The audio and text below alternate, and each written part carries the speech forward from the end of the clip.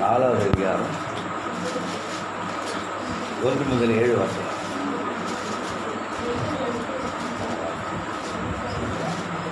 இப்படிப்பட்ட ஊழியத்தை உடையவர்களாகிய நாங்கள் இரக்கம் பெற்றிருப்பதால் சோர்ந்து போகிறதில்லை.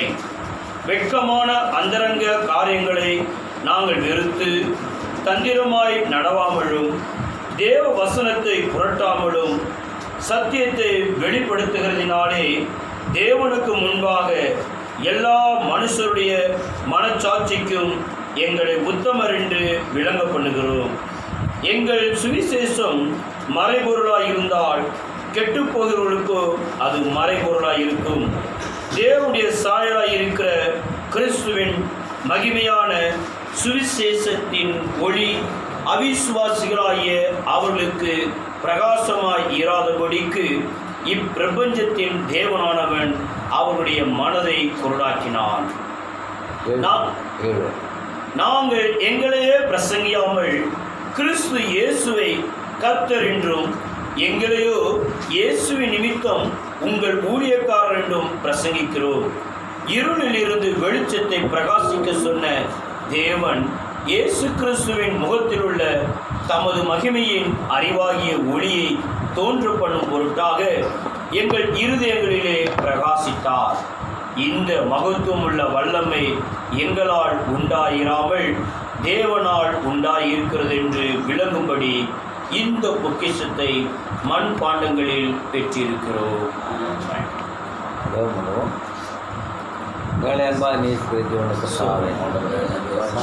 இதோ இந்த வேளையிலே நம்முடைய நாமத்தாலே நாங்கள் கூடியிருக்கிற இந்த வேளையிலே அதுவரே நம்முடைய வல்லமுள்ள சமூகம் எங்கள் மத்தியில் நாங்கள் இதை விசுவாசிக்கிறோம். ஆண்டவரே தேவரீர் எங்கள் மத்தியிலே பேசும்படியா நாங்கள் எல்லோரும் இந்த வீட்டில் ஆண்டவரே நாங்கள் எதிர்பார்த்ததோடு அமர்ந்திருக்க வேளையில் நீர் எங்கள் மத்தியிலே என்னை பேச விடமா காத்து கொள்கிறோம். அந்த காலம் முத்துகளை திறந்து 3வது எழுப்பு என்ன என்பதை காண்பித்தது வார்த்தை. இந்த வார்த்தையை நாங்கள் தியானிக்கிற வேளையிலே தேவனுடைய வல்லமையின் பிரசனம் ஒவ்வொரு கூட விடைபட முடியாது செபிக்கிறோம்.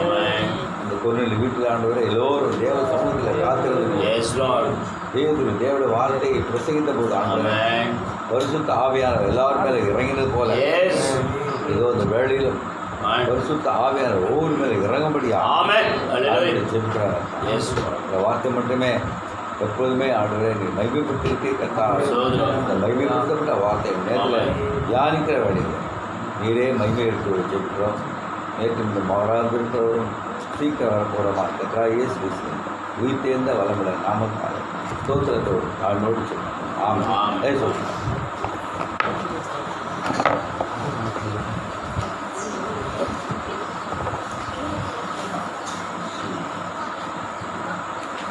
கத்துதாம பயந்தாதாக நான் வாசித்த இந்த பகுதியில் 7வது வசனத்தில்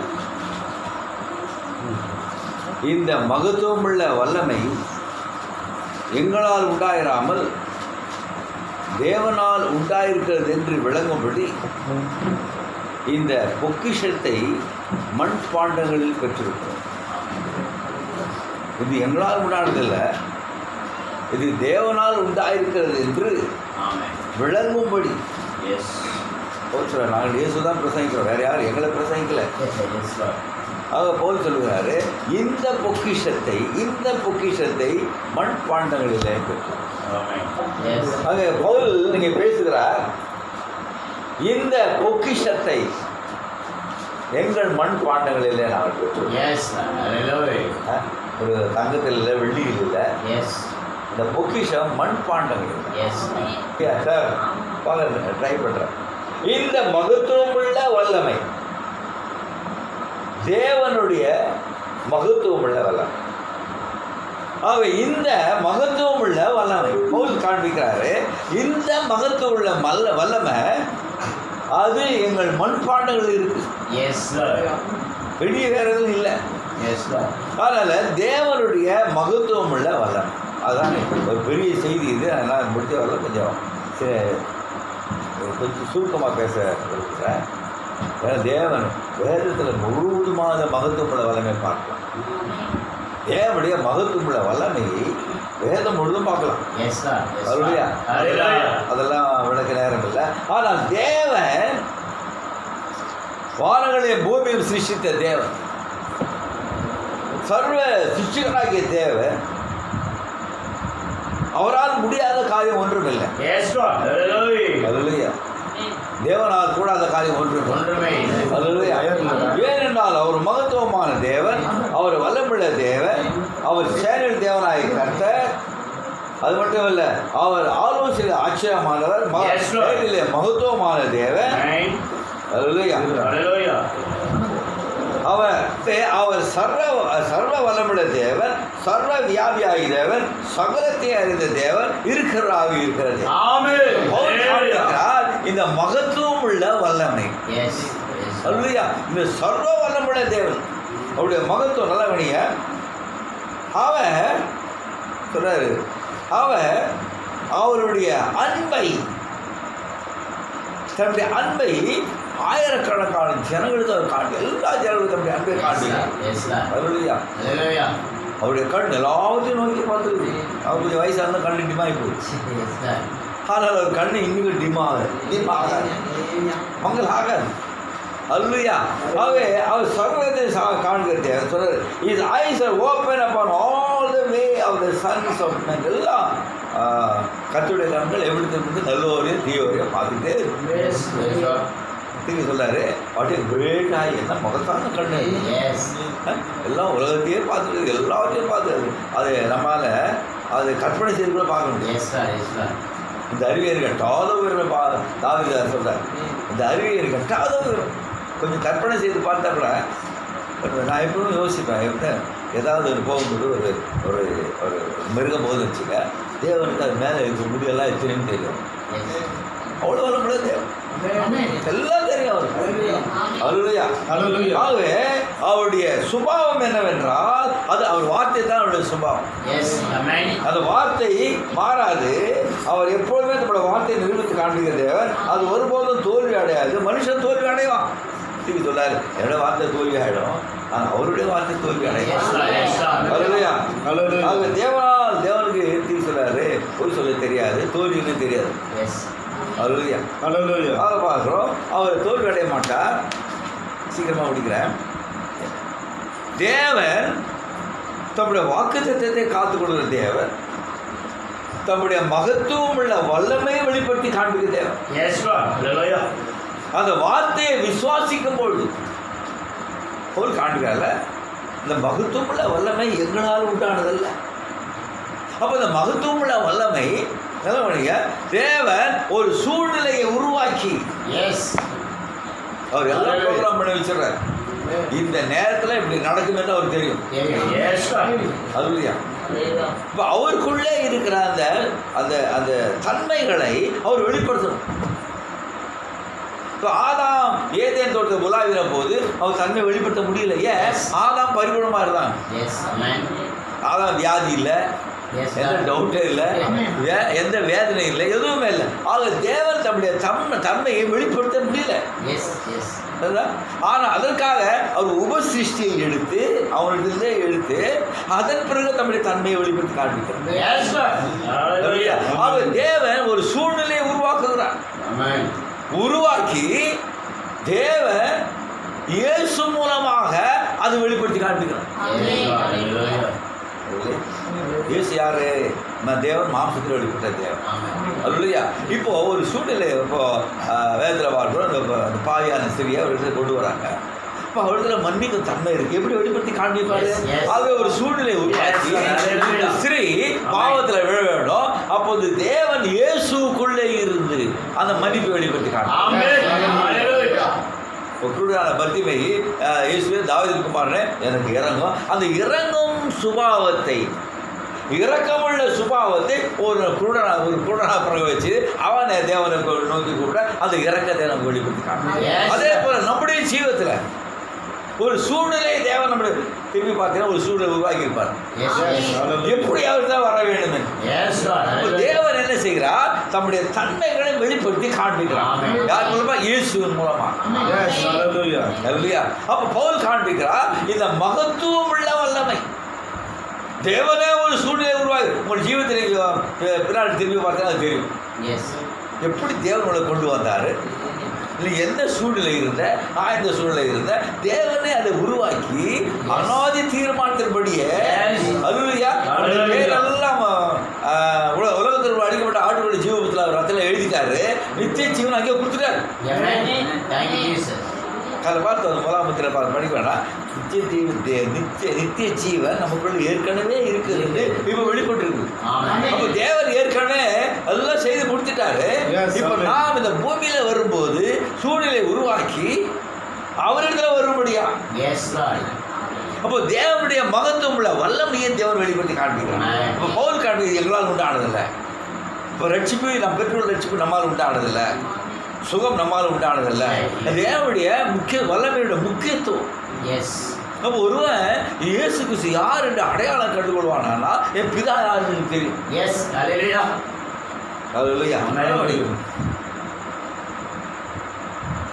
தேவன் ஆபிரகாமுக்கு வாக்குத்தத்தம் கொடுத்தார். உன்னுடைய சந்ததி, உன்னுடைய ஜனங்கள் அந்நிய தேசத்தில் அடிமையிலாக இருப்பான். வல்லமுள்ள கரத்தினால ஓங்கிய புயத்தினால நான் அவளை வெளியே கொண்டு வருவேன். தேவனுடைய வல்ல முக்கியத்துவம் மகத்துவமான வல்லமை காண்பிக்கிற தேவன் யார் என்று காண்பிக்க. எகிப்து தேசத்தில் யார் தேவன் என்று காண்பிக்க. வேற சொல்லுவது அங்கே தேவன் என்ன செய்தார், எகிப்துடைய விக்கிரங்கள் எல்லாம் நியாயந்திருக்கார். நியாயந்திருந்தார். எல்லா தவளை எல்லாம் அவங்களுக்கு தவளை தேவை, எல்லாம் தேவை, எல்லா விஷயம் தேவன் அங்கே நியாயந்திருந்தார். அப்போ தேவன் நம்முடைய மகத்துவத்தை காண்பிக்கிறார்.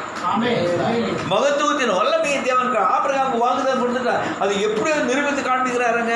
ஒரு சூழ்நிலை உருவாக்கி அந்த ஜனங்களை எகிப்துக்கு கொண்டு போய் அவங்க பலவிதமான உபத்திரவங்கள் மத்தியில் ஒரு தீர்க்கதரிசியை அனுப்பி அது தீர்க்க மூலமாக அவர் என்ன செய்யறாரு, தாம் யார் என்று வெளிப்படுத்தி காண்பிக்கிறார். இஸ்ரேல் பயப்படுறாங்க. இது இந்த எகிப்தில் பயப்படுறாங்க. இஸ்ரேலில் வெளியே போகும்போது அவளெல்லாம் சந்தோஷப்பட்டாங்க, ஒழிச்சுட்டாங்க. இவர்கள் போனதுனால இஸ்ரேல் எல்லாம் சந்தோஷப்பட்டாங்க. இனிமேல் நமக்கு தொந்தரவு இல்லை. அவருடைய இப்போ தேவன் என்ன செய்யறார், தேவன் என்ன செய்கிறார், இஸ்ரவேல் ஜனங்கள் அந்த சிவந்த சமுத்திரத்தை கடக்கிற வேலையில் அவர்கள் வெளியே வந்தாங்க. இப்போது பார்வோனுடைய சேனை அவளை பின்தொடர்ந்து வந்தது. யாத்திராகம் 15:7 பாருங்க.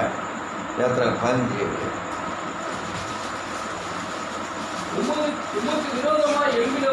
உமக்கு விரோதமாக எழுப்பினவர்களை உங்களுடைய முக்கியத்துவத்தின் மகத்துவத்தினாலே நிர்மூலமாக்கினீர்.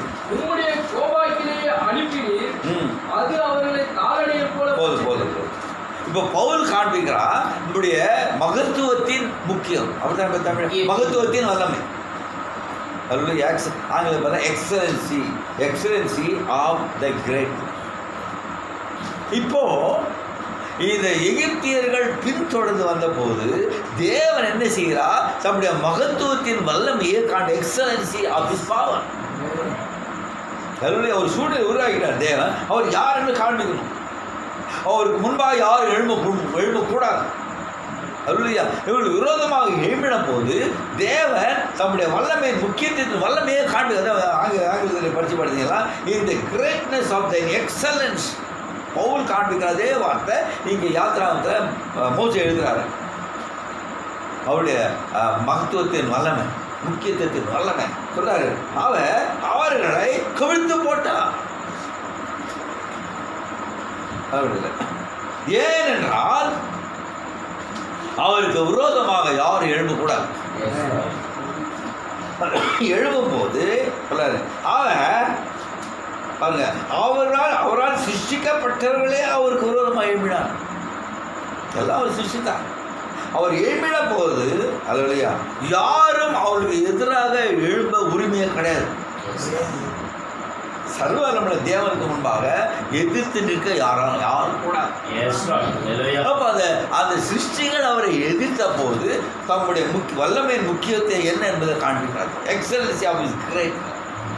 யார், தம்முடைய வல்லமை என்ன என்பதை தேவன் அங்கே சிவந்த சமத்தில் அவளை கவிழ்த்து போட்டார். சொல்லுங்க, இந்த வேதத்திலேயே இந்த எக்ஸலன்சி என்ற வார்த்தை இங்கே தான் வருது. யாத்திராகம் 15:7 அந்த எக்ஸலன்ஸ், மகத்துவம், மேன்மை. இல்லையா? நல்லவனிங்க அவன் அந்த ஃபர்ஸ்ட் டைம் இந்த word excellency comes for God. தேவனுக்கு தான் அந்த வார்த்தை. மோசே எழுதுறாரு, தேவன் அவருடைய எக்ஸலன்சி, அவருடைய மகத்துவம், அவருடைய வல்லமை. ஆக நீங்கள் சிவந்த சமத்தில் கழுத்து போட்டபோது, அவருடைய கழுத்து போட்டபோது தேவன் என்ன செய்கிறார்? தம்முடைய மகத்துவத்தையே அவர் காண்பித்தார். அவர் தம்முடைய மகத்துவத்தின் வல்லமையை நிரூபித்து காண்பது. யார் இந்த தேவன்? இது சாதாரண தேவன் இல்லை, யுத்தத்தில் பராக்கிரமமுள்ள தேவன். அது பயங்கர பராக்கிரம். ஏறின பயங்கர பராக்கிரமசாலி, யுத்தத்தில் பராக்கிரமமுள்ள தேவன், சேனைகளின் கர்த்தர். அல்லேலூயா. அவருக்கு முன்பாக யாரும் நிற்க முடியாது. விருதாக என்ன செய்கிறார்? தம்முடைய வல்லமை முக்கியத்துவத்தை அவர் வெளிப்படுத்தி நிரூபித்து காண்பிருக்க கர்த்தருக்கு மயமிடாதாக. ஆகவே இப்போ யோசுவாவை அனுப்பின போது, யோசுவாவை அந்த கானான் தேசத்தை பங்கிடும்படியாய் அனுப்பின போது அதே மகத்துவத்தை தேவன், அதே மகத்துவத்தில் வல்லமை. அவள் எல்லாரும் கானான் தேசத்துக்கு ராஜாக்கள் எழுப்பின போது ஒரு மனுஷன் தீர்க்கதரிசி வார்த்தை இரவும் பகலுமா தியானித்ததுனால தேவனுடைய அந்த எக்ஸலன்ஸ் ஆஃப் கிரேட்னஸ், அவருடைய மகத்துவத்தின் முக்கியம் வெளிப்பட வேண்டும் என்றால், வல்லமை வெளிப்பட வேண்டும் என்றால் தேவன் என்ன செய்கிறார்? ஒரு மனுஷன் எடுக்கிறார். மனுஷன் மூலமாக ஒரு மனுஷன் தேவனுடைய வார்த்தை அவர் என்ன சொன்னாரோ அப்படியே நிற்கும் போது, சூழ்நிலை வரும்போது தேவன் யார் என்பதை காண்பிக்கிறார். தேவன் யார் எப்படி காண்பிக்கிறார்? ஒரு மனுஷன் ஒரு சூழ்நிலை உருவாக்கி ஒரு மனுஷன் அந்த வார்த்தையை அப்படியே விசுவாசிக்கும் போது அந்த வல்லமை தேவன் வெளிப்படுத்தி காண்பிக்கிறார். இப்போ ஜாஷ்வா விதமாக தேவனுடைய வார்த்தையின் பிரகாரமாக மோசேயுடைய நியாயப்பிரமாணம் இரவு போது வாய்விட்டு பிரியாது தியானித்துக் கொண்ட போது எப்படிப்பட்ட எதிர்ப்பு வந்த போது, ராஜாக்கள் வந்த போது, 5 ராஜாக்கள் எல்லாம் வந்த போது அவன் என்ன செய்ய? தேவன் என்ன செய்கிறார்? தம்முடைய கிரேட்னஸ், தன் எக்ஸலன்ஸ் ஆஃப் கிரேட், தன்னுடைய முக்கிய வல்லமையின் முக்கியத்துவத்தை காண்பி. யார் இந்த தேவன்? பார்த்தீங்களா? யோசுவா 11 நினைக்கிறேன். யோசுவா ஏன் ஜெயம் பெற்றான்னு சொன்னா,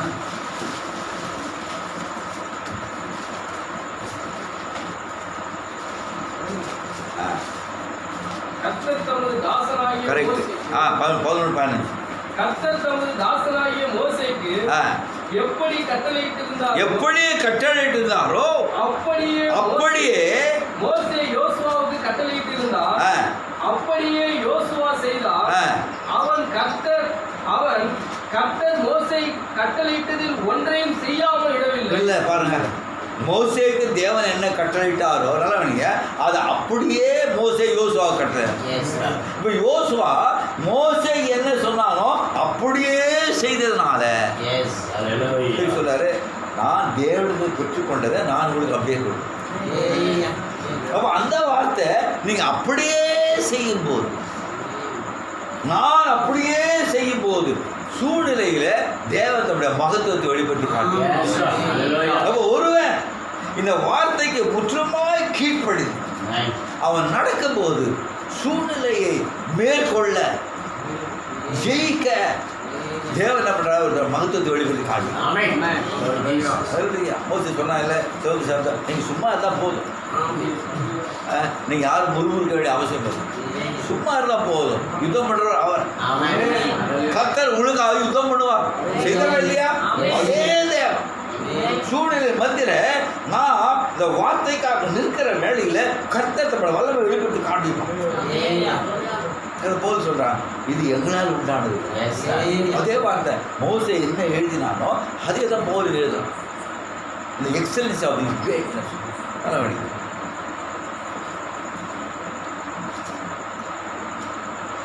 ஜாஷ்வா அந்த வார்த்தை இரவு போலும் அவன் தியானத்தினால கர்த்தருடைய அந்த மகத்துவத்தின் வல்லமை தமிழில் வரமாட்டேது. மகத்துவத்தின் வல்லம், தேவனுடைய மகத்துவத்தின் வல்லமை இப்போ தேவன் அது வெளிப்படுத்தி நிரூபித்து காண்பிக்கிறான். எவன் ஒரு வார்த்தைக்கு வார்த்தைக்கு அப்படியே கீழ்படுகிறான், தன்னுடைய சொந்த வியாக்கியானத்தை கொடுக்காம சொல்றாரு, நான் இந்த வார்த்தைக்கு நான் பொறுப்பாளியாக இருக்கிறேன், நான் தேவனத்தில் பெற்றது நான் அப்படியே உங்களுக்கு கொடுக்குறேன். இப்போ நாம் என்ன செய்யணும், அவர் என்ன சொன்னாரோ அப்படியே அது கூட்டாம கொடுக்காம அது அப்படின்னு சொல்லிட்டு அவரோட பேசிக்கொண்டாங்க. சொன்னார், வார்த்தையின் ஒரு உறுப்பும் மாறாது. வானபூமி எழுதினோம், வார்த்தையில் ஒரு உறுப்பும் மாறாது. எனக்கு தெரியாது, நேற்று படிக்கும்போது தான் தெரியுது. ஆங்கிலத்தில்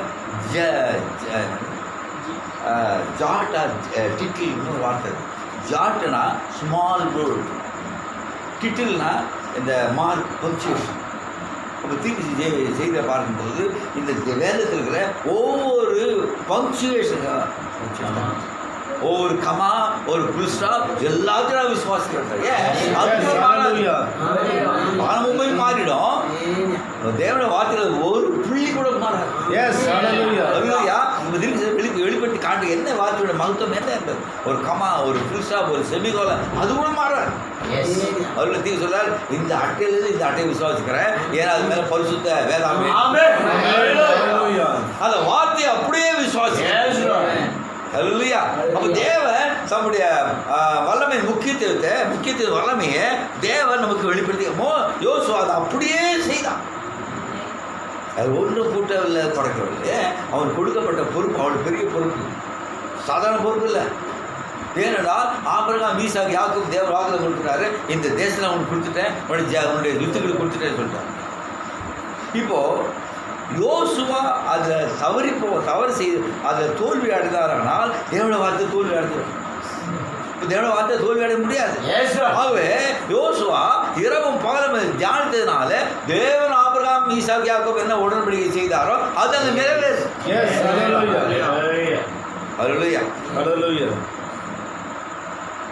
ஆக யோசுவா அந்த தேசத்தை அவர் ஜெயித்து பங்கிட்டான். அவருடைய தேவன் அவளுக்காக யுத்தம் செய்தார். போய் பாருங்க, இப்பொழுது தேவன் இந்த சுவிசேஷத்தை, இந்த காலத்தின் சுவிசேஷத்தை தேவன் நமக்கு கொடுத்தார். 85வது இருக்கிறாங்க.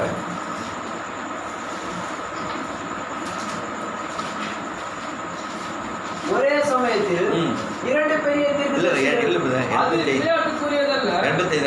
விளையாட்டுக்குரியதல்ல, இது ஒரு கட்டளையால் வெளிப்படுத்தப்பட்ட கிறிஸ்துவின் சுவிசேஷமாகிய வார்த்தையாகும். இது கிறிஸ்துவின் சுவிசேஷமாகிய வார்த்தை. பவுல் காண்பிக்கிறார், இது எங்களால் உண்டானதல்ல, இது சுவிசேஷம், கிறிஸ்துவினால் கட்டளையினால் உண்டாக்கப்பட்ட சுவிசேஷம், கொடுக்கப்பட்ட சுவிசேஷம்.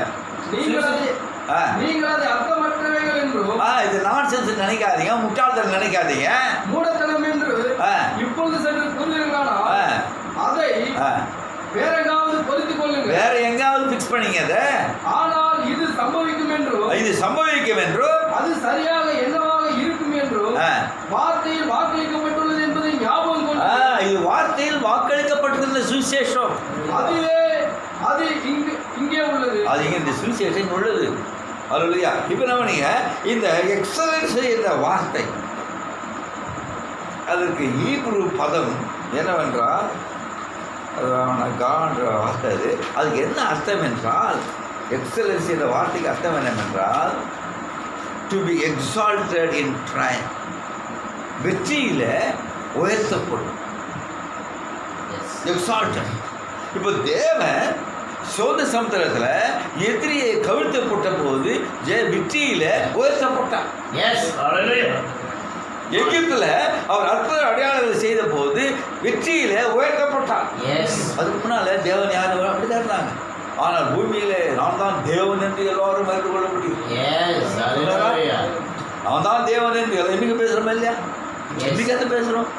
நான் தான் தேவன் என்று அவர் வெளிப்படுத்தி காண்பிக்கும்படியா இந்த எக்ஸலன்ஸ் என்ற வார்த்தைக்கு எபிரேய பதத்துக்கு என்னவென்றால் தேவன் வெற்றியில உயர்த்தப்படும். அப்படியே நம்ம ஜீவிதத்தில் ஒரு போராட்டம் எதுவாக இருந்தாலும் நாம் ஜெயம் கொள்ளும் போது அவர் செய்த அதானே சொல்றோம். டாக்டர் சுகப்படுத்துறாரு சொல்றோம், அவர் சுகப்படுத்தினார், அவர் ரட்சித்தார், அவர் சமாதானம் கொடுத்தார், அவர் சந்தோஷம் கொடுத்தார், அவர் எனக்கு பாதுகாப்பா இருக்கார், அவர் எனக்கு போதுமா இருக்கார், அவர் உயர்த்தப்படுகிறார்.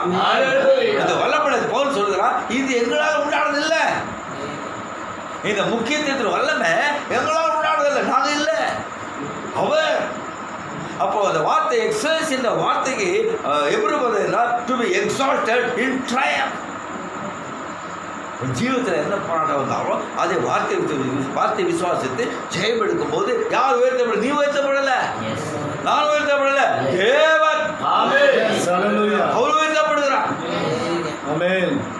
ஜனங்க நேற்று அப்படி இருந்தான் நாடு, நேற்று வந்து குடிச்சிக்கிறேன்னா தீர்க்க சொல்றாரு, நேற்று வரலாம் இவன் சாக்கடையில் விழுந்து கிடந்தான், அவன் சுற்றி இதெல்லாம் சுற்றிக்கிட்டு இருந்தது, அடுத்த நாள் பைபிள் தூக்கிட்டு போறான். இல்லை, தேவன் ஜெயம் கொண்ட தேவன் உயர்த்தப்படுகிறார். Exalted in triumph. Hallelujah. Hallelujah.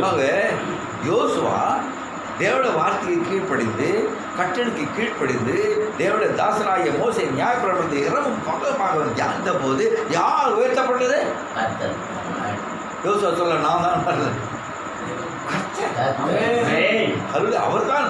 ஏன்? அவருடைய சுபாவமே அவர் உயர்த்தப்படணும். எப்பொழுதும் நம்முடைய சூழ்நிலை இல்லை, நம்முடைய வேதனை இல்லை, நம்முடைய போராட்டத்தில், நமக்கு எதிர்ப்பில் உயர்த்தப்படணும். யார்? அதான் நம்ம சொல்றோம், கர்த்தர் செய்தார், நான் செய்யல, நான் இதை செய்யல, அவர் செய்தார். பார்க்கிறோம். ஆக இஸ்ரேல் ஜனங்கள கானான் தேசத்துல அவர் உயர்த்தப்பட்டார், அவருடைய அந்த வெற்றியில அவர் உயர்த்தப்பட்டார், அவர் மகிமைப்படுத்தப்பட்டார். அவருடைய ஒரே நோக்கம் என்ன? அவர் மகிமைப்பட வேண்டும், அவர் பெருக வேண்டும், நான் சிறுக வேண்டும். ஆகதான் மோசே சொல்றாரு, உபாகமம் 33:29.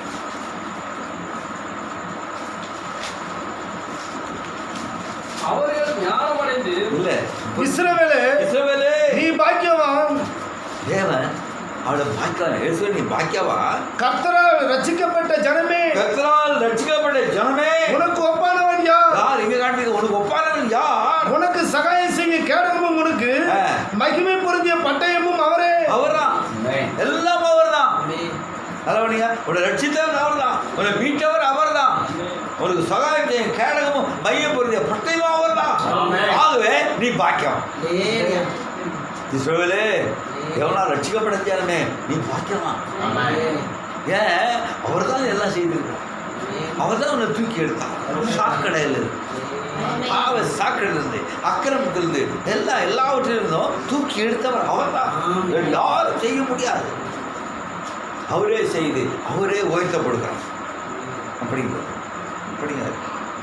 உன் சத்துருக்கள் உனக்கு இச்சகம் பேசி அடங்குவார்கள், அவர்கள் மேடைகளை மிதிப்பாய் என்று சொன்னான். ஆகவே இஸ்ரவேலின் பாக்கியமா, நீ ஒன்றுமே பயப்படாத, கூட இருக்கிற அவர், உனக்கு அவர் தான் சகாயம் செய்யணும். கேட மகிமைப்படுத்த பட்டையும் அவர் தான். ஏன்? உன்னை ரட்சித்துட்டார் அவர், உன்னை மீட்டு விட்டார் அவர், உன்னோட கூட இருப்பேன் வாக்குதல் செய்த தேவர் உன் கூடவே இருக்கிறார். இதை பற்றி பயப்பட வேண்டிய அவசியமே இல்லை.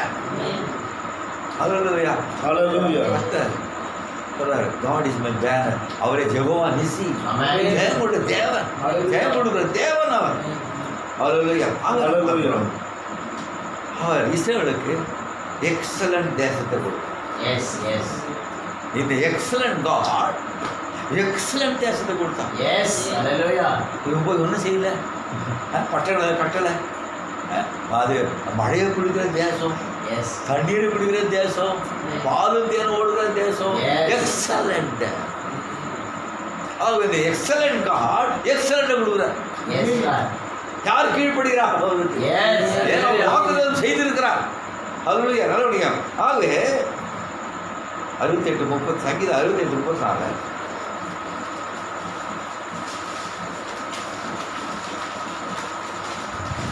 தேவனுடைய வல்லமையை பிரசித்தப்படுத்துங்கள், அவருடைய மகிமையை இஸ்ரவேலின் மேலும், அவருடைய வல்லமை மேக மண்டலங்களிலும் உள்ளது.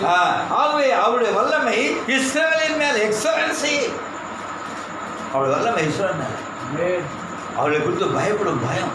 ஓ இஸ்ரவேலா, சாலமன் காலத்தில் ஜனங்கள் எல்லாரும் சாலமன் கொடுத்த அந்த வரத்தை எல்லாரும் கனம் பண்ணியதுனால எல்லா உலகத்தார் எல்லாரும் இஸ்ரேலுக்கு பயந்தான். ஆல் நேஷன், எல்லா உலகத்தில் எல்லா தேசங்களும் இஸ்ரேல் பயம். இன்னைக்கு கூட பயப்படுறான்னு இஸ்ரேல், இன்னும் கூட பயப்படுறான் இஸ்ரேல் சொன்னான். அல்லேலூயா. ஏன் அதானுங்க சாலமோன் காலத்தில் அதே தேவன் ஆதியின் வடிவத்தில் வந்து உள்ள தங்கி. அது எக்ஸலண்ட் தான்.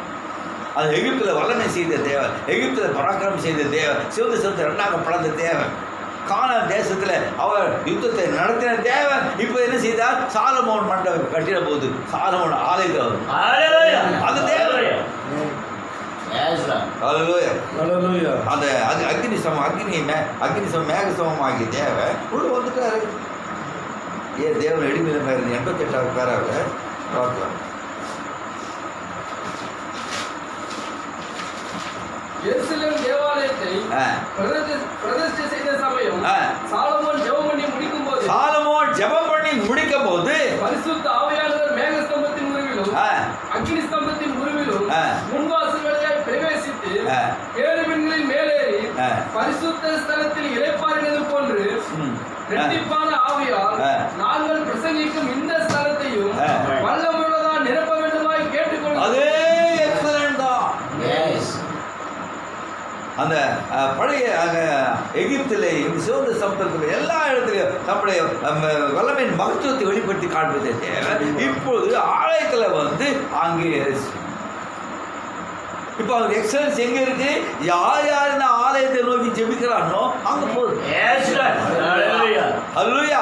அதே தேவன் சாலமோனுக்கு ஜெபம் பண்ணும்போது எல்லாம் பரிசுத்த ஆவியா அக்னி சமத்தையும் சொல்ல அக்னி சமம் மேக சமத்த வண்டியில் அவர் இப்போ கேள்வி மேலே.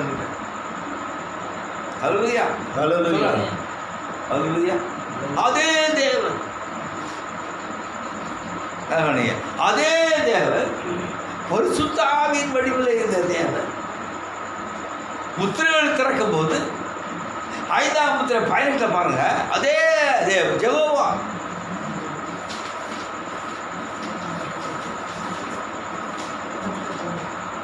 மூன்று நாட்களுக்கு முன்பு அது அந்த அறையில் சம்பவித்தது. அவர்கள் அந்த அறையில் மனிதனை தவிர வேறு யாராவது அந்த அறையில் மனிதனை தவிர வேறு யாராவது இருக்க வேண்டும். அவர்தான் தம் வார்த்தையை கௌரவிக்க அங்கு வரும் மகத்தான வல்லமையுள்ள யெகோவா. பவுல் காண்பிக்கிறான் இந்த மகத்துவமுள்ள வல்லமை.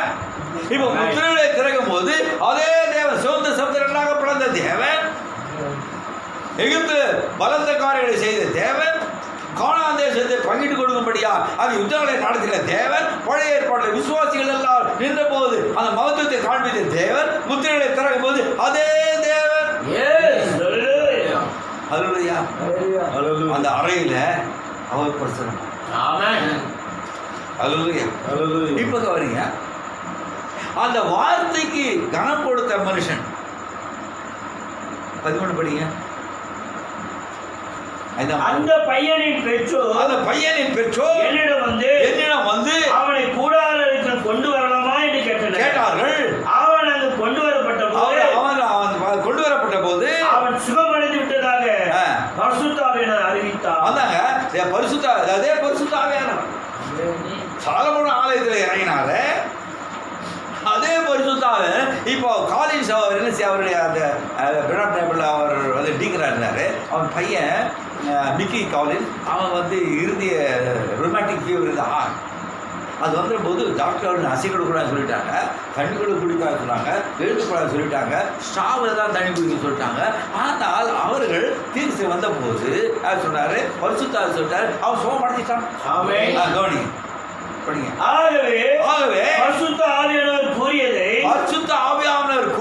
பெற்றோர் தேவன் சொன்னதை யோசுவா விசுவாசித்து, நீங்க பரிசுத்த ஆவியானவர் சொன்னதை காலின்ஸ் அவருடைய மனைவி விசுவாசித்து சிறுவனை பள்ளிக்கூடத்துக்கு அனுப்பினார்கள். எழுந்து கூட முடியாது, எழுந்து கூட கூடாது. என்ன செய்தாங்க? பரிசுத்த ஆவியானவர் என்ன சொன்னாங்களோ அதுபடி நாளைக்கு போப்பா ஸ்கூலுக்கு போ அனுப்பிச்சிட்டாங்க. வைத்தியர் செய்தாங்க. அது அவருக்கு அதிருப்தியை உண்டாக்கியது. டாக்டர் சொல்லிட்டா, இது நான் சொன்னேன் பையன் எழுந்து கூட சொன்னேன், இது என்ன பண்ணிக்கல. அவர் தாயாரிடம் சிறுவன் படைத்திருக்க வேண்டும் என்று மறுபடியும் கூறினார். அந்த அம்மாள் வைத்தியரிடம் நடந்ததை விவரமாக கூறினார். அந்த வைத்தியர் 7ஆம் நாள் ஆசாரிப்பு ஸ்தானத்தை சேர்ந்தவர் என்று நினைக்கிறேன். அவர் தாயாரிடம் சிறுவனை நான் பரிசோதித்து அது பார்க்கட்டும் என்றார். அவளும் மிக நல்லது என்று கூறினார். அந்த இருதய கீழ்வாத ஜுரம் எங்குள்ளது என்று பரிசோதிக்க அவனை இரத்த பரிசோதனைக்காக கொண்டு சென்றனர். வைத்தியர் மிகவும் அதிசயமுற்றார். என்ன செய்வதே அவருக்கு தெரியல. அதே பரிசுத்த இங்க இந்த காலத்துல அது அந்த காலத்துல இந்த காலத்துல நம்முடைய காலத்துல பரிசுத்த அதே அங்கீசமாகி தேவன் அதே ஜெகோவா இன்னைக்கு ஒரு தீர்க்கதரிசி இந்த செய்தியை யாருக்கு கொண்டு ஜெபித்து விடுற வேளையில அங்கேயே வந்து அந்த பரிசுத்த ஆகியார் நம்முடைய வார்த்தையை கனம் பண்ணுகிறேன். அப்ப தேவனுடைய வார்த்தையை கனம் பண்ணும்போது தேவனுடைய வல்லமையின் முக்கியத்துவம் வெளிப்படுது. அவர் போர் காண்பிக்கிறார். இது எங்களால் உண்டானதில்லை, அது அவரால் உண்டான. அருளையா பாருங்க, அந்த ஜெபம் செய்த போது ஆளுநர் ஜெபித்தான். எங்கேயாவது தூரத்தில் இருக்கிற அவன் என்ன எந்த பிரச்சனை இருந்தாலும் இந்த ஆலயத்தை நோக்கி அவன் ஜெபித்தான், விண்ணப்பம் பண்ணினார். ஆண்டவரே கேட்டு சாலமோன் ஜெபித்தானா? சாரி, தானியேல் ஜெபித்தான். தூரம் பாபிலோனில் இருந்து கதவை திறந்து எருசலேமை நோக்கி தீ சொன்னாரு. அங்கதான் பலி ஏற்படுத்தப்பட்டது, அங்கதான் பலி செய்யப்பட்டது. ஆக தானியேல் அங்கிருந்து பார்த்த போது சிங்கத்துக்கு பயப்படல, ராஜாவின் கட்டளைக்கு பயப்படல. தேவன் நம்முடைய வல்லமை வெளிப்படுத்தி காணும். வல்லமையின் முக்கியத்துவம், the excellency of God's power. ஆக வேதத்திலிருந்து கடைசியில பார்க்கிறோம் அந்த மகத்துவம். மகத்தான தேவனுடைய வல்லமை. எங்க ஒருவன் தேவனுடைய வார்த்தைக்கு அப்படியே கீழ்ப்படியும் போது தேவன் காட்சியில வருகிறான். இயற்கைக்கு மேம்பட்ட தேவன் காட்சியில வந்து இயற்கைக்கு மேம்பட்ட காரியங்களை செய்கிறார் தேவன். நம்முடைய தேவனை போல பெரிய தேவன் எல்லா தேவனை காட்டிலும் எங்கள் தேவன் மகா பெரிய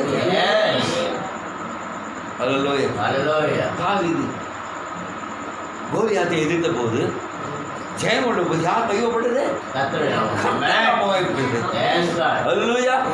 அது ஒவ்வொரு சோதனையிலும் ஒரு விசுவாசி நிற்கும் போது ஜெயம் கொள்ளும் போது அவர் உயர்த்தப்படுகிறார், தேவன் உயர்த்தப்படுகிறார். அது யோகா பாருங்க, மீனின் வயிற்றுல பாருங்க, மீனின் வயிற்றுல பாதாளத்துல இருந்து மட்டும் இல்ல, மீனின் வயிற்றுக்குள்ள இருந்து யோகம். பாதாளத்துக்கு மட்டும் இல்ல, அது பாதாளத்துல மீனின் வயிற்றுக்குள்ள இருந்து அவன் திருப்பி ஆலயத்தை நோக்கி தேவன் விடுவித்தார். இன்னைக்கு நான் பேசுறோம் இல்லையா, அந்த மகத்துவத்தை பேசுறோம் இல்லையா. அது சொல்றாரு, ஆமோஸ் 9 சொல்றாரு, நீ எங்க படிக்க, நீ பாதாளத்துல போய் சமுத்திரத்துல ஆழத்துல போய் ஒளிபடாலும் நான் பாம்புகளா இருக்கு. தேவன் சிம்பிள் சொல்லிட்டாரு. நான் விசுவாசம் காலேஜ் என்ன பண்ணாரு சொல்லிட்டாரு, திரும்பி சொல்லிட்டார். பரிசுத்தார் சொன்னார், அவன் குணமாயிட்டான். ரெஸ்பெக்டிவ் ஆஃப் தி வேர்ட், அந்த வார்த்தைக்கு மரியாதை கொடுத்த போது, அந்த வார்த்தைக்கு மரியாதை கொடுத்த போது தேவன் காட்சியில் வந்தான்.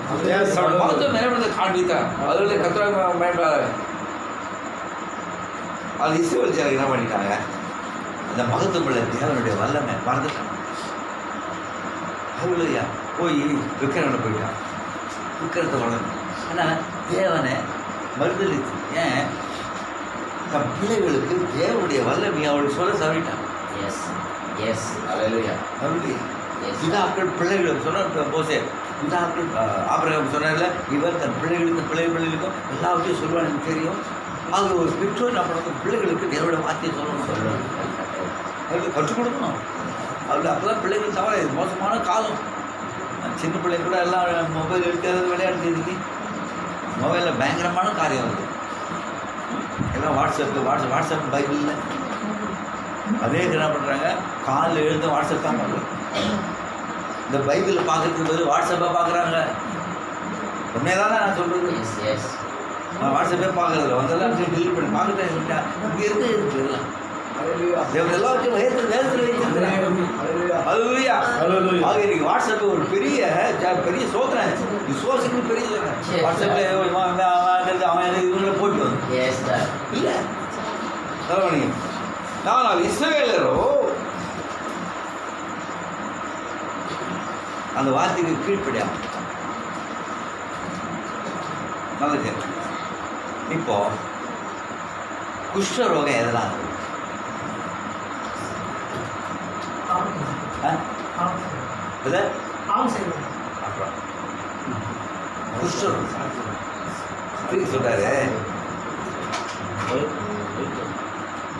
ராங் டயட், தவறான ஆகாரம் சாப்பிடுறதுனால குஷ்டரோகம். குஷ்டரோகம் வரது காரணம் ராங் டயட், சரியான சாப்பிடுறதா குஷ்டரோகத்தை கூடாது. அப்படி என்றால் இந்த வார்த்தை சரியான விதத்தில் ஏற்றுக்கொள்ளாவிட்டால் பாவம் என்ற குஷ்டரோகம். அல்லேலூயா. இந்த சரீர பிரகார குஷ்டரோகம் நீங்க சொல்றாரு ராங் டயட் சாப்பிடுறதுனால. அப்படியே அந்த பாவமாகிய குஷ்டரோகம் ஸ்பிரிச்சுவலி ஆவிக்குரிய பிரகாரமாக தவறானதை புசிப்பதனால, மனிதனுடைய கற்பனைகளை மனிதனுடைய கோட்பாடுகளை புசிப்பதனால உனக்கு அவிசுவாசம். அதேதான் இஸ்ரவேலுக்கு நடந்தது. தேவனுடைய வார்த்தையை விட்டுட்டு, தேவனுடைய வார்த்தை பாருங்க, ஞாயிற்றுக்கிழமை பாருங்க, அவன் தவறு செய்வாங்க, ஓ ஆண்டவர் கூப்பிடுவாங்க, தேவன் ஒரு ரட்சகர் இருக்கிறார், மறுபடியும் கூப்பிடுவாங்க. அதை தவறி மாற்றி மாற்றி மாற்றி மாற்றி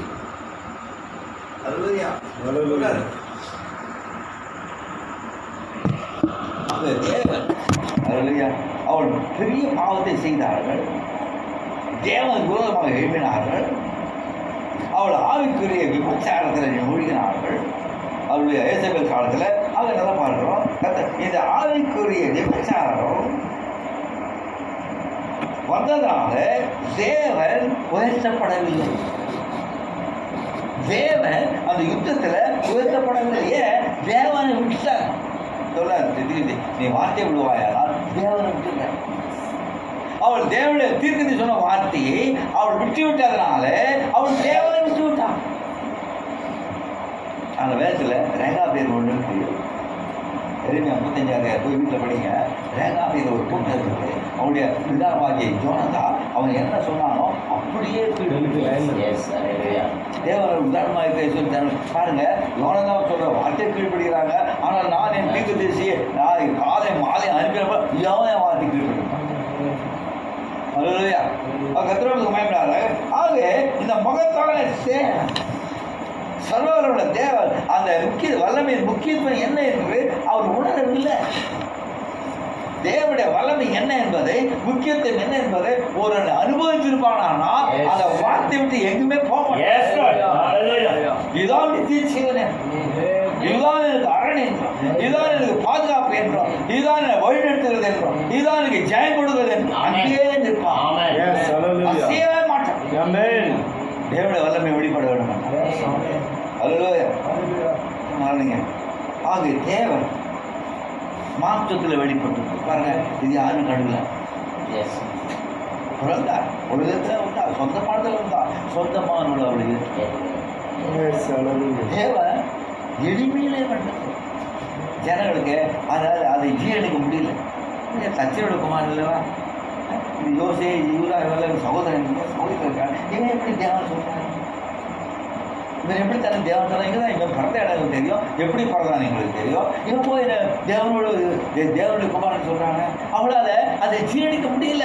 ஆனால் அவளுடைய வல்லமையை பார்த்த போது, வல்லமையை கண்டாள், நேரடியாக கண்டாள், அற்புதம் செய்த கண்டாள், அடையாளம் செய்த கண்டாள். ஆனாலும் அவன் யார் என்பது அவளால் அடையாளம் கண்டுகொள்ள முடியல. அதே தான் இன்றைக்கு அற்புதம் அடையாளம் என்ன செய்தாலும் அவரால் ஏற்றுக்கொள்ள முடியல. ஏன்? அது எளிமையில வந்ததுதா. வல்லமையானது எளிமையில வந்தது. தேவனுடைய வல்லமை எளிமையில வந்தது. எளிமையில வந்ததுனால அவர்கள் அதை ஏற்றுக்கொள்ள முடியல. பயப்படாரு. அவர் வந்தா வியாதி ஜெயிக்கப்பட வேண்டியதாக, மரணம் ஜெயிக்கப்பட வேண்டியதாக. அல்லேலூயா. ஆகவே அவன் நம்மை போல ஒரு மனித சரீரத்தை எடுத்து நம்மை போல சோதிக்கப்பட்டு எல்லாவற்றையும் ஜெயித்தார். ஏன்? தேவன் மகிமைப்பட, அவருடைய திட்டம் மகிமைப்பட, தேவன் உயர்த்தப்பட. ஒரு மனுஷன் செய்த ஒரு சரீரத்தை எடுத்து அதற்குள்ளே அவர் கூடாரம் விட்டு வாசம் பண்ணி இந்த மனிதன் எப்படி ஜீவிக்க சொல்ல அவர் தான் நமக்கு உதாரணமாக. கத்திரங்களுக்கு பயன்படாரு பாருங்க. அந்த தேவன் பீச்சில் பிளவுல 146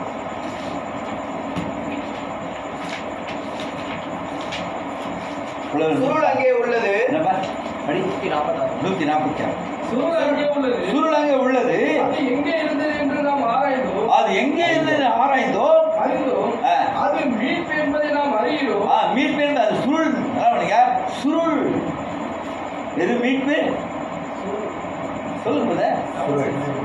சுருள் தான் மீட்பு. நல்ல கவனிங்க. அநேகர் என்ன பண்ணாங்க கவனிக்கிறது. இந்த சுருள் தான் மீட்பு. அது மீட்பு என்பதை நாம் அறிகிறோம். அது மீட்பு என்பதை நாம் அறிகிறோம். அது மீட்பா இருந்தது என்று நாம் விசுவாசித்தோம். அது மீட்பா இருந்தது என்று நாம் விசுவாசித்தோம். எரேமியா அந்த சுருள் ஒரு மண்பாண்டத்திற்குள் வைக்கப்பட வேண்டும் என்கிறார். இந்த மகத்துவமான தேவன், வல்லமுள்ள தேவன் இப்போ எரேமியா காண்பிக்கிறார். அந்த சுருள் ஒரு மண் பாண்டத்தில் வைக்கப்படும் போல் சொல்றாரு. இந்த பொக்கிஷம் மண் பாண்டத்தில் இப்போ தேவன் மாம்சத்தில் வெளிப்பட்ட தேவன், எளிமையில வெளிப்பட்ட தேவன், தம்முடைய வல்லமையை வெளிப்படுத்த தேவன் மீட்க போகிறார். இஸ்ரவேல் ஆகவே அவர் என்ன அந்த சுருள் அதுதான் மீட்பு. அந்த மீட்பாகிய சுருள் ஒரு மண் பாண்டத்தில் வைக்கப்பட்டு அந்த சுருள் ஒரு மண்பாண்டத்தில் வைக்கப்பட வேண்டும் என்கிறார். அவர் ஒரு பூமிக்குரிய மண்பாண்டத்தில் வைக்கப்பட வேண்டும். அவர் ஒரு பூமிக்குரிய மண்பாண்டத்தில் வைக்கப்பட வேண்டும். சுருள் மீட்பு அவர். அப்ப அவர் யாரு? அவர் தான் சுருள். அவர் தான் அந்த சுருள். அவர் ஒரு பூமிக்குரிய பாண்டத்தில். அது எவ்வளவு ஒரு அழகான காரியம். பாருங்கள் சற்று நேரம் அதை குறித்து பேசலாம். இந்த சுருள் மண்பாண்டத்தில் வைக்கப்பட்டிருந்தது. அந்த சுருள் மண்பாண்டத்தில் வைக்கப்பட்டிருந்தது. அந்த மண்பாண்டம் மாம்சமாகி, அந்த மண்பாண்டம் தேவன் மாம்சமாகி மகிமை மறுத்து உயிரோடு எழுந்தது. அன்றையும் கிரத்துக்கு கொல்லப்படுவதையும் அது அந்த மண்பாண்டத்தில் வைக்கப்பட்டிருந்தது. ஓ எவ்வளவு அழகாக பொருந்துகிறது. அந்த மண்பாண்டம், அந்த சுருள் அந்த மண்பாண்டத்தில் வைக்கப்பட்டது. அந்த மண்பாண்டம் மாம்சத்தில் வெளிப்பட்ட தேவன் மரித்து உயிரோடு எழுந்தார். அப்ப அந்த சுருள் எங்க இருந்தது? அந்த மண்பாண்டத்தில். யார் மரித்தது? யாரு? உயிரோடு எழுது அவர். அவ்வளவுதான் உங்களுக்கு அந்த சுருள் தான் மீட்பு. அவ்வளவுதான் உங்களுக்கு. அதே தவிர பேசுறாங்க இதெல்லாம் ஒன்றும் இல்லை, முத்திரை வளர்ப்பு அவசியம் இல்லை, பைபிள் தான் பைபிள். இந்த செய்தியில் கூட அநேகர் இந்த முத்திரைக்கு அவ்வளோ கனம் கொடுக்குறது. ஆனால் சுருள் மீட்பாக இருக்கும். அப்போ சுருள் அபிஷேகம் வந்தால் தான் நமக்கு மீட்பு. அல்லேலூயா. சரி போய் வர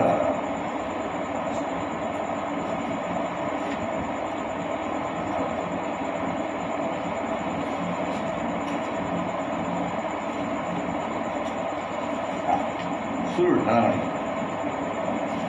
இயேசு உயிரோடு எல்லாவற்றுக்கும் மேல ஜெயம். யாரு? தேவன் உயர்த்த. exalted. That's the problem. To be exalted in triumph. Excellence வார்த்தை இருந்தால் ஜெயத்துல தேவன் உயர்த்தப்படுவது. இப்போ இயேசு படிச்சுக்கலாம் படிக்க மாட்டாங்க. 14வது கேள்விப்பதில்லை எவ்விதமாக ஆதியாக இயேசு அசைவாடி எவ்விதமாக அந்த சரீர உயிரோடு ஏற்று அவருடைய நலவடை இப்பொழுது எல்லாவற்றையும் ஜெயம் உள்ள கிறிஸ்து இப்ப பவுல் காண்பிக்கிறார். அல்லேலூயா. பவுல் 4:2 பாருங்க. 2:4:2 வெட்கமான அந்தரங்க காரியங்களை வெறுத்து தந்திரமாய் நடவாமலும் தேவ வசனத்தை புரட்டாமலும் சத்தியத்தை வெளிப்படுத்துகிறதுனாலே தேவனுக்கு முன்பாக எல்லா மனுஷனுடைய மனசாட்சிக்கும் எங்களை உத்தமர் என்று விளங்க பண்ணுகிறோம். ஆகவே நாங்கள் எங்களை உத்தமர் என்று விளங்க பண்ணுகிறோம். எங்களை ஊழிய உத்தமர் என்று விளங்க பண்ணுகிறோம். நல்லபடியா அவருடைய ஊழிய நல்லபடியா பவுல் அவன் மாறுவதற்கு முன்பாக மோசேயின் ஊழியத்தை தான் செய்தான். பவுல் செய்த ஊழியம் மோசேயின் ஊழியம். யெகோவா தேவன் இந்த கிறிஸ்து வேண்டாம். யெகோவா என்ன மோசே என்ன ஊழியம் செய்தான் அதான் செய்துட்டு இருக்கான். வெளிப்பாடு இல்லாம. இப்போ பவுல் செய்கிறார், இப்போது செய்கிற ஊழியம். நான் மோசே ஊழியத்தை செய்து கொண்டிருந்தேன், ஆனால் இப்போது செய்கிற ஊழியம் வித்தியாசமான ஊழியம். இப்பொழுது வித்தியாசமான நாள். இது லூத்தர் நாள் இல்ல, இது வெஸ்லி நாள் இல்ல, இது பெந்தகோஸ்தே நாள் இல்ல, இது பிரணாமின் நாள்.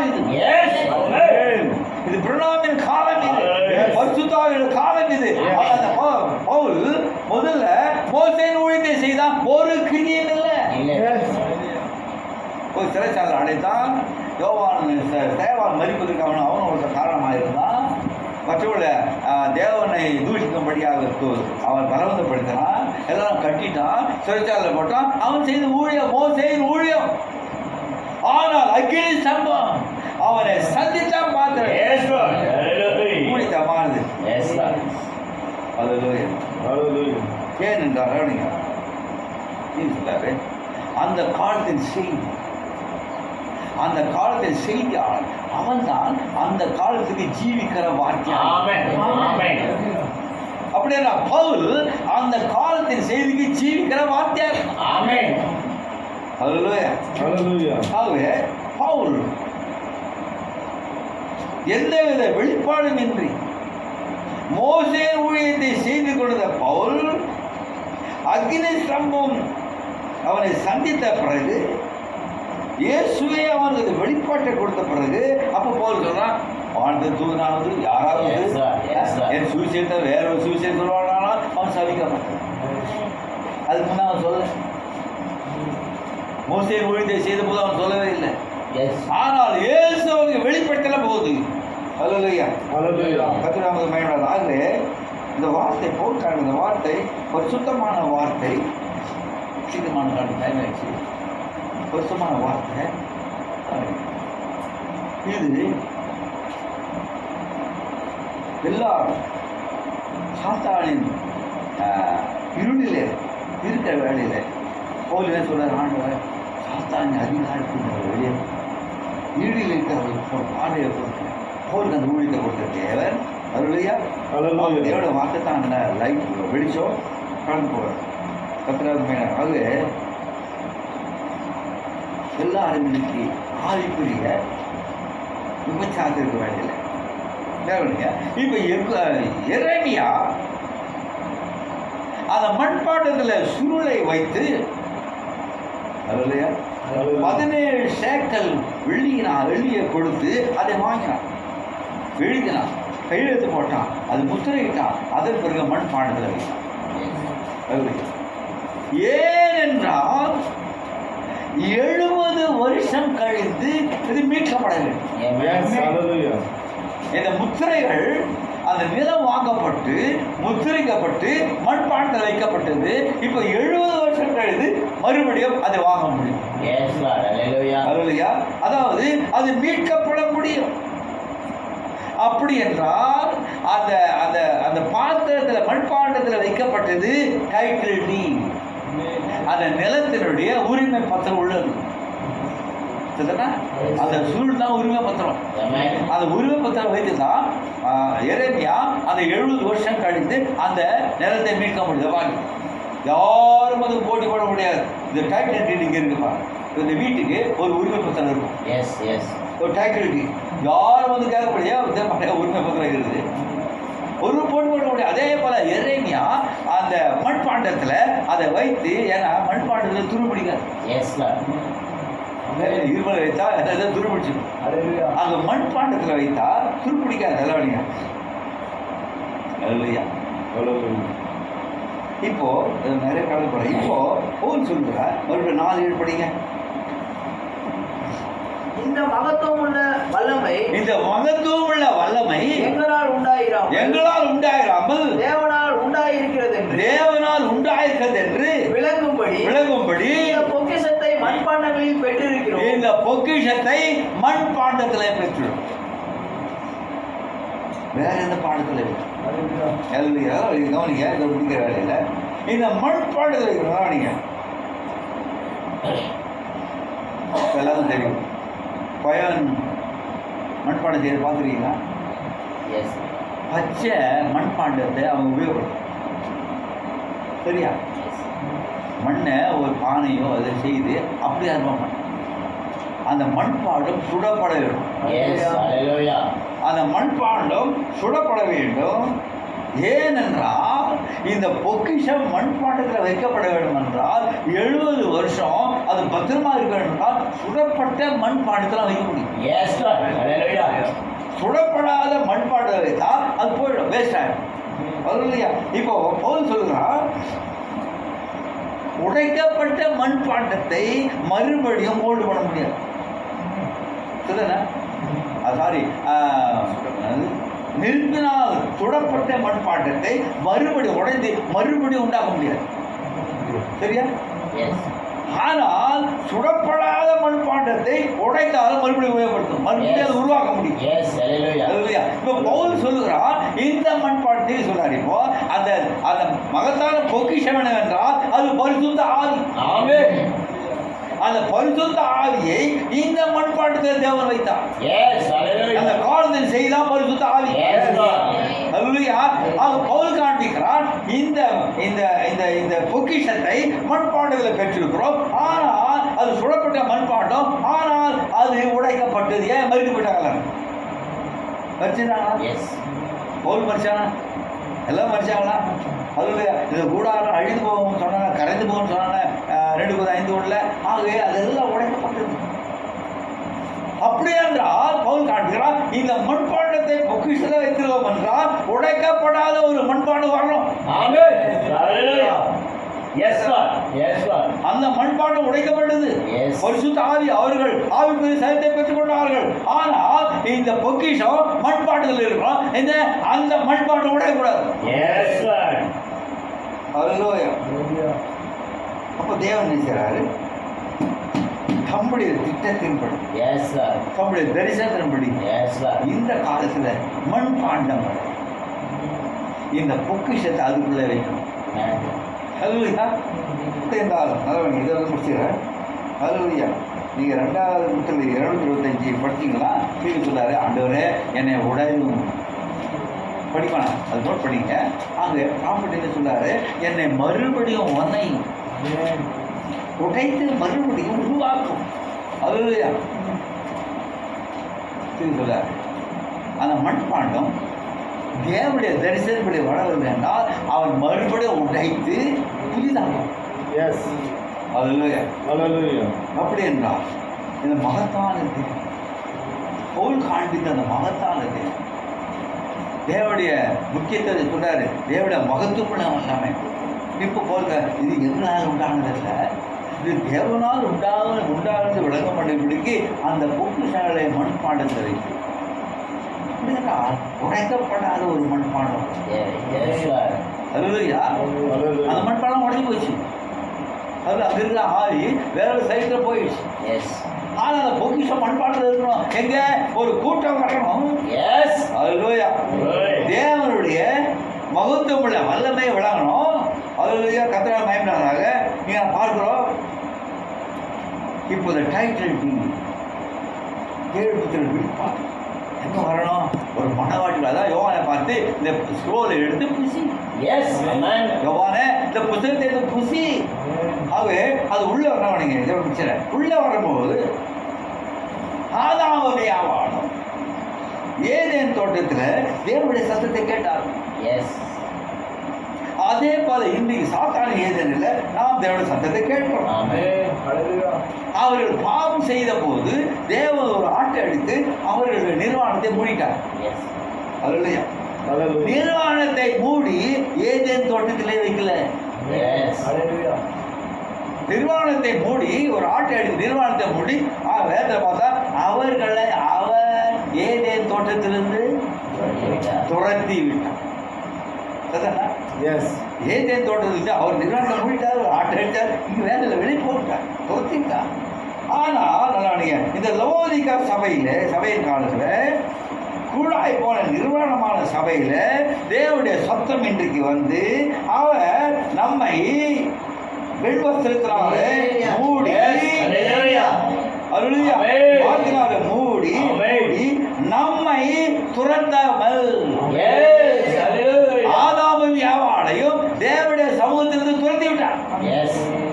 அதே தேவன் இதை இந்த சாத்தானின் ஏதனில அவர் நீதியுள்ள வெண்வஸ்திரத்தை கொடுத்து வார்த்தை வஸ்திரத்தை கொடுத்து அவர் நம்மை மூடி இழுத்து கொண்டார். நாங்கள் துரத்திட்டாரு. Yes.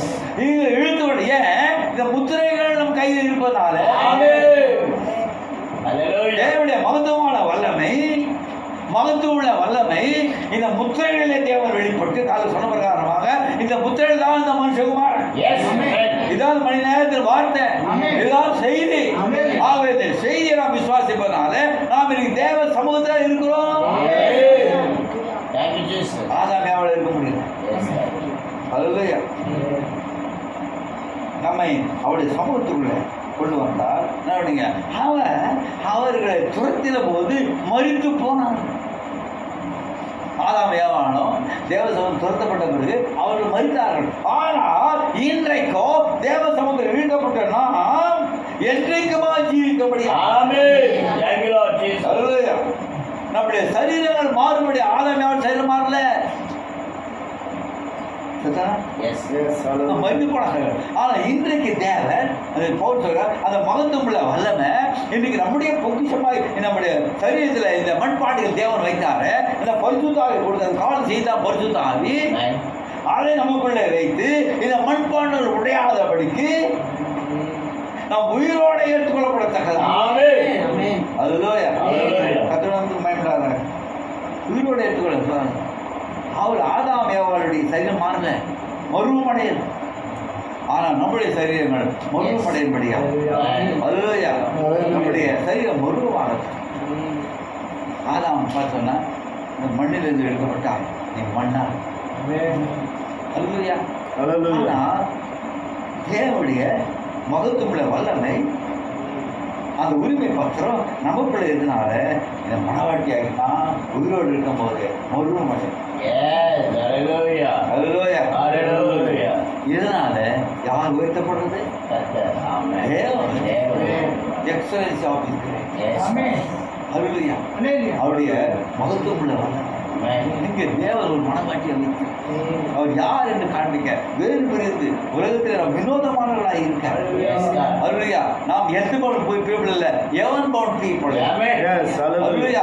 நாம் பரலோகத்துக்குரியவர்கள் என்பதை நம்முடைய ஜீவிதத்தில் வெளிப்படுத்தி காண்பிக்க, நிரூபித்து காண்பிக்க, அதனால தேவன் உயர்த்தப்பட. அல்லேலூயா. இயேசு சொன்னாரு கேள்விப்படுதல 315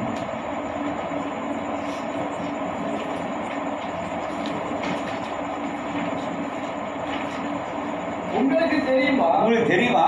நாட்டில் இருந்த யூதர்களில் 1/3 இல்ல 315 உங்களுக்கு தெரியுமா?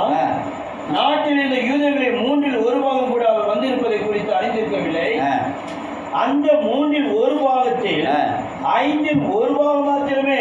கோயில் கேள்வி தானே. கீழே பாருங்க, அவரு நானும் பிதா ஒன்றா இருக்கு வார்த்தையை சொன்னார் பாருங்க. அது கீழே வரும்.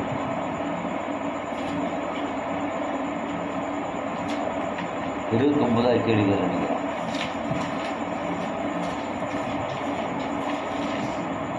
இருபத்தொன்பது கேள்விகள 318 வருது. சரி உட்காருங்கள், நாம் போகலாம். அவர் 70 பேர்களை அனுப்பினார். ஒரு நாள் ஒரு மகத்தான அற்புதத்தை அவர் செய்த பின்பு, ஒரு நாள் அவர் மகத்தான அற்புதத்தை செய்த பிறகு அவர் உட்கார்ந்து அவர்களுக்கு தேவனுடைய வார்த்தையை விவரிக்க தொடங்கினார். அவர்களுக்கு தேவனுடைய வார்த்தையை விவரிக்க தொடங்கினார். 7ஆம் தூதனின் சத்தத்தின் போது சரி போதும். இப்போ அவர் வார்த்தையை அவர் விளக்க வார்த்தையை அவர்களுக்கு பேச தொடங்கினார். அப்படி இருந்தா என்ன காட்ட, நானும் பிதாவும் ஒன்றாய். அதுதான் தேட்பு. அந்த காலத்துல இயேசு வார்த்தையை கொடுத்தாரு, அதுதான் 3ஆவது எழுப்பு, நானும் பிதாவும் ஒன்றாய். இப்பொழுது முத்திரைகளை திறந்து மணவாளனும் மணவாட்டியும் ஒன்றாய் அல்லேலூயா. அடைக்கப்பட்டிருக்கும் போது bride and bridegroom are one. The seven seals declare. ஏழு முத்திரைகள் பிரகடனம் பண்ணது மணவாளனும் மணவாட்டியும் ஒன்றாக இருக்கிறார். மாம்சத்துக்கு மாம்சமும் எலும்புக்கு எலும்பும் வார்த்தைக்கு வார்த்தையும் ஜீவனுக்கு ஜீவன். அப்படி என்றால் இது மூன்றாக இழுப்பு. அல்லேலூயா. இழுப்பு. அல்லேலூயா. போர் காண்கிறார். இந்த பொக்கிஷங்களை எங்கள் மண்பாடுகள், இந்த பொக்கிஷம் மண்பாண்டத்திலிருந்து யாராலும் திருட முடியும். இந்த பொக்கிஷம் உள்ள இருக்கிறதுனால யாராலும் திருட முடியாது. பிசாசு உள்ள வர முடியாது. நீ முத்திரைக்கப்பட்டதால அவன் வெளியே போயிட்டான். வர முடியாது. அவன் மறுபடியுமாக வர வேண்டும் என்றால் உன்னை போல ஞாசாடுகணும், உன்னை போல பரிசுவாக்கப்படணும், உன்னை போல பரிசுத்த பெற்றுள்ளோம். அப்போது பிசாசு சகோதரன் அவனால் முடியாது. ஆகிய மண்பாண்டங்கள், இந்த பொக்கிஷங்களை மண்பாண்டில் வைத்திருக்கோம். இதை யாரும் திருட முடியும், யாரும் கொள்ளையடிக்க முடியாது, யாரும் அதை அழிக்க முடியாது. பவுல் சொல்கிறார், இந்த மகத்துவம் உள்ள காரியம் எங்களால் உண்டாகும். தேவனே இதை செய்தார்கள். இந்த பொக்கிஷங்களை எங்கள் மண்பாண்டம் யார் வைத்திருக்க மண்பாண்டத்தில் யார் வச்சிருக்கிற பொக்கிஷம்? வாய்த்தர பொக்கிஷம் ஒரு கூட்டத்துல தேவ தோலுக்கு பின்னால மறைந்து தோலுக்கு பின்னால அந்த பொக்கிஷம் உள்ளது. மகாபெரிய பொக்கிஷம். இது யாராலும் எழுத முடியாது, இது யாராலும் கொடுக்க முடியாது. அவரு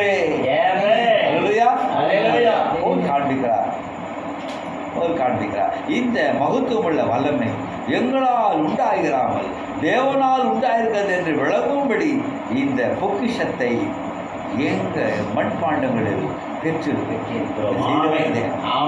அப்படி ஜீவத்துல அவரே மகிமைப்பட்டார், அவரே உயர்த்த. எந்த சோதனை, எந்த போராட்டம் எது வந்தாலும் சரி, வார்த்தையிலே இருக்கும்போது அவர் உயர்த்தப்படுவார். மகத்துவமுள்ள வல்லமை வெளிப்படுத்தி காண்பாக ஒரு மனவாட்டியை ஒரு முன்குறிக்கப்பட்ட கூட்டத்தை கொண்டு அதை செய்ய முன்குறித்தார். தேவன் திட்டமிட்டு விட்டார். அப்படி நம்ம முற்றிலுமாக அவருக்கு அர்ப்பணிப்போமானால் அவருடைய காரணக்காரங்கள் ஒவ்வொரு யுத்தத்திலும் உயர்த்தப்பட்ட தேவன் நம்முடைய ஜீவத்தில் ஒரு உயர்த்தப்பட ஒரு நாள் நாம் எல்லாரும் உயர்த்தப்படும். ஆசிரியப்பார்.